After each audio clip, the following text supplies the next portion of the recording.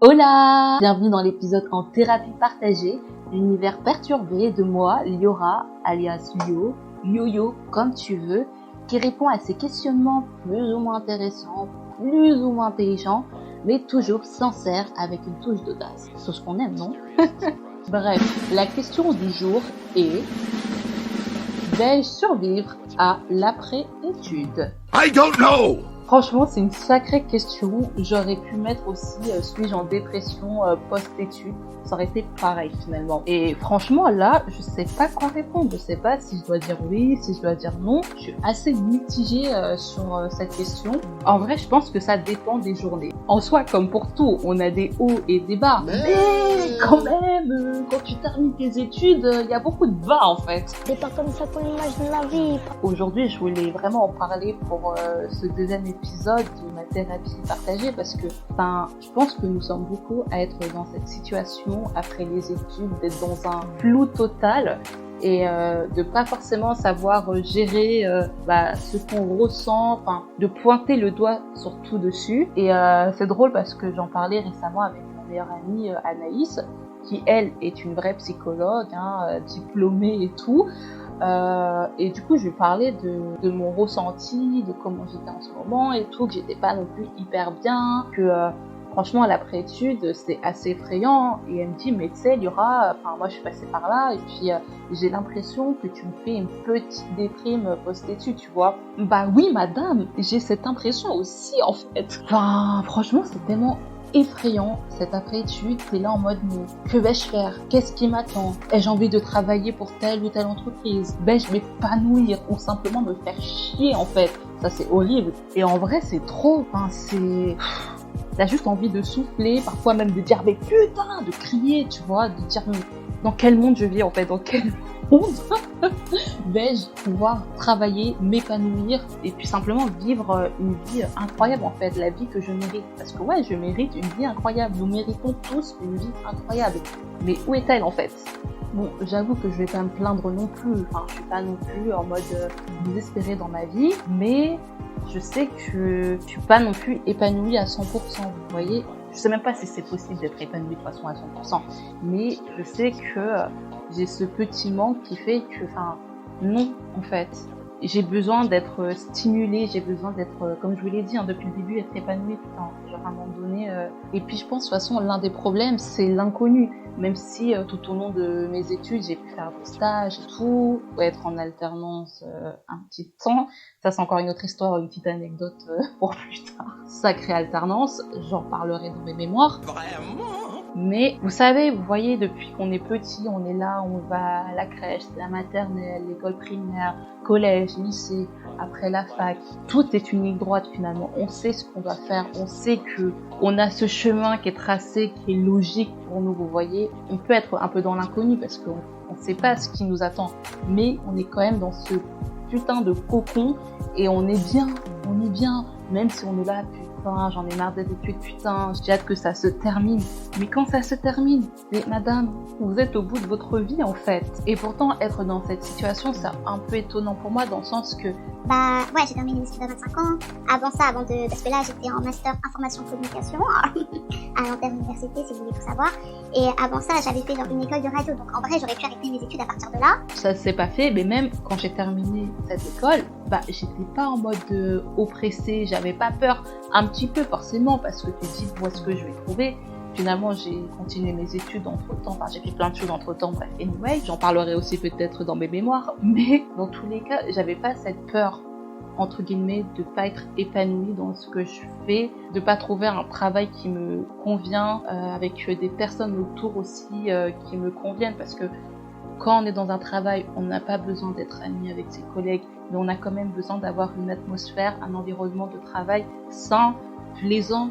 Et ça aussi c'est effrayant parce que justement quand tu as pu faire des stages ou une alternance qui s'est mal passée, ça aussi ça joue dans cette situation, dans cette petite déprime, dans cette petite peur, parce que tu te dis mais attends, j'ai vu des choses, j'ai entendu des choses, j'ai vécu des choses, et est-ce que c'est ça qui m'attend pour plus tard? Est-ce que c'est ce que je veux pour plus tard? Mais en fait non, les gens dans le monde du travail, je vais pas faire une généralité, mais franchement, Et j'ai vécu des choses, j'ai entendu des choses, mes amis m'ont parlé de certaines choses aussi, enfin c'est trop.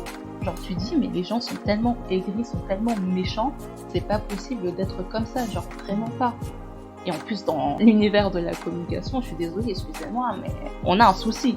Mais je pense que, en vrai dans tous les secteurs, hein, mais la communication vraiment, attends, mais il faut se détendre la nuit, justement on est en communication, c'est là où les gens sont plus stressés, les plus aigris. Mais attends, on est où en fait? Où sommes-nous? À la boulangerie. Et encore une fois, je vais pas faire de généralité parce que j'ai quand même vécu et vu et connu des personnes genre incroyables. Mais c'est vrai que, je vais pas faire de généralité, mais c'est vrai qu'il y a beaucoup de personnes, voilà, faut assumer, mais comme je l'ai dit, c'est dans beaucoup de secteurs en fait, et je sais pas ce qui se passe, je sais pas si c'est que finalement ils en ont tous marre du travail et qu'ils savent pas comment gérer, dealer avec, et du coup ils deviennent un peu méchants, un peu aigris, beaucoup aigris. En tout cas, il y a un problème. Mais finalement, c'est pas à nous, en tant que diplômés, de gérer ces problèmes. Et bref, à tout ça se mélange aussi le côté, est-ce que j'ai des compétences pour ce travail? Est-ce que je suis une pièce à apporter positive? Ou est-ce que je suis vraiment une nulle à chier, tu vois?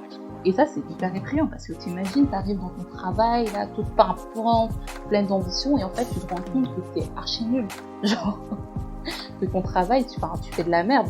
Genre, c'est hyper chaud de se dire que t'arrives dans une entreprise et tu dois montrer, tu dois prouver. Et imagine, justement, quand tu prouves et que tu montres, bah, en fait, les gens se disent, mais madame, ça va pas, en fait. Genre, ça va vraiment pas. Et ça, c'est hyper effrayant. Après, je pense que c'est, comme j'ai dit, c'est pour tout le monde. Moi, j'aime pas ça, ça m'effraie. Genre, je sais pas. Et je pense que forcément, c'est un manque de confiance en ses compétences, donc un manque de confiance en soi. Parce que tu dis, entre ce qu'on apprend à l'école et ce que on fait sur le terrain, bah, c'est quand même parfois différent. Et c'est à ce moment-là que je me dis, mais heureusement, j'ai pu faire des stages dans ma vie, même si ça m'effraie toujours autant, mais heureusement. Donc je me dis, mais imagine les personnes qui n'ont pas pu faire des stages, comment elles doivent se sentir, et franchement, je suis de tout cœur avec vous. Et bref, j'essaye un peu d'en discuter avec des amis qui sont dans la même situation que moi, et effectivement, c'est vraiment ce son de cloche qui revient à chaque fois. J'ai peur, je sais pas, j'appréhende. Je prends deux exemples de deux amies à moi. Il y en a une qui vient de terminer son alternance et son école, et elle me dit non mais là je sais pas ce que je vais faire, je suis en déprime, je pense pas trouver de travail maintenant, je vais rôder dans Paris pendant que tout le monde sera en train de travailler, et je suis pas bien, genre vraiment je suis pas bien. Et il y en a une autre qui elle a trouvé du travail, qui me dit mais Laura, c'est mon premier jour et je me fais déjà chier en fait. Elle me dit mais c'est pas possible, les missions finalement me plaisent pas tant que ça, enfin je sais que je vais me faire chier, que je vais m'ennuyer, que je serai pas épanouie dans ce que je fais, et je sais que finalement peu importe l'entreprise où je serai, bah je ne serai pas épanouie parce qu'en fait genre ça me plaît pas. Mais c'est pas pour autant qu'elle sait qu'est-ce qui pourrait lui plaire, qu'est-ce qui pourrait lui permettre de s'épanouir. Donc elle est vraiment dans cette situation où elle ne sait que faire en fait, parce que finalement elle dit n'importe quel secteur, bah ça va pas me plaire, n'importe quel métier, ça va pas me plaire. Et il y en a beaucoup comme ça, ce n'est pas la seule. Et même moi je me dis, mais est-ce que je vais pouvoir trouver ce travail qui me permet d'être heureuse dans ma vie? Enfin je sais pas, j'en suis pas convaincue.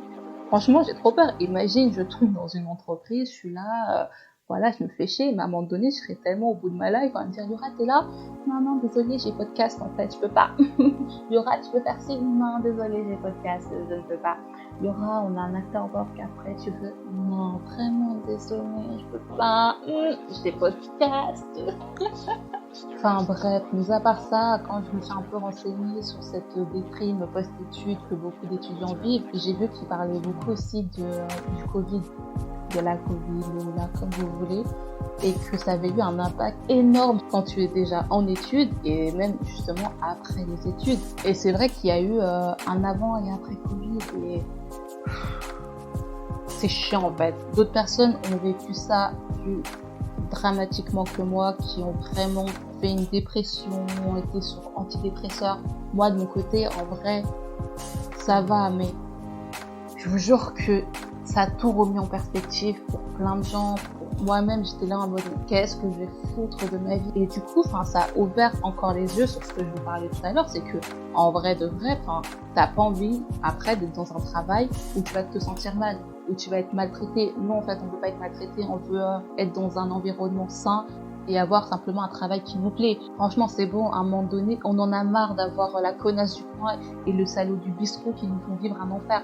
Non, c'est bon, stop. Et je vous promets, ça me révolte tellement parce que c'est à cause de ces genres de personnes que moi, je sais plus et je suis effrayée par l'avenir, l'après, parce que franchement, comme je vous l'ai dit, après avoir vécu certaines choses en stage, mais surtout à l'alternance, franchement, je vous en parlerai de l'alternance parce que là, c'était trop, ça m'a tellement effrayée sur l'avenir.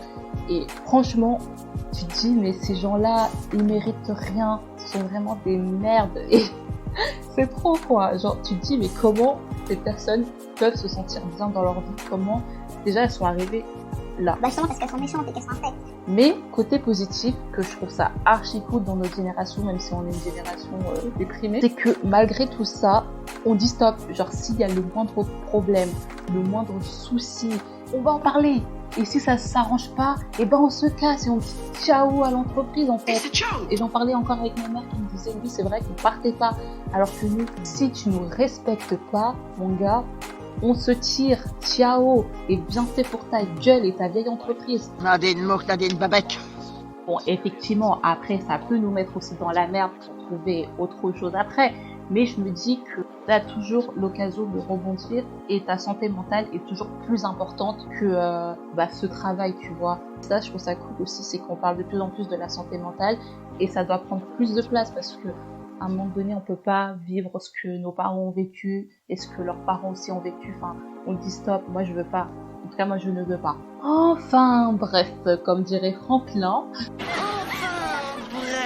Alors finalement, la réponse finale à la question vais-je survivre à l'après-étude, je dirais un grand oui.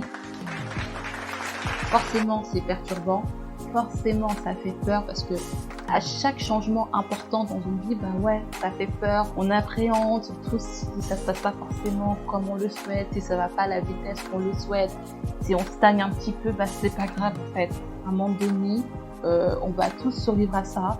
Ça va bien se passer. On est la nouvelle génération dans le monde du travail et on va, j'espère, pouvoir changer certaines choses qui ne vont pas et améliorer d'autres. Et en vrai, j'ai hâte, moi, de travailler, de m'épanouir dans un domaine qui me plaît. J'ai vraiment hâte et j'attends que ça. Et donc oui, je pense que je vais survivre à tout ça et que cette petite phase, cette petite déprime va vite passer. Enfin, voilà. Je pense que ça va aller pour nous. Et vous, alors, est-ce que vous allez survivre? Je pense que oui. En fait, il n'y a que oui comme réponse. Mais je veux quand même savoir. Enfin bref, je vous laisse. Ciao, ciao.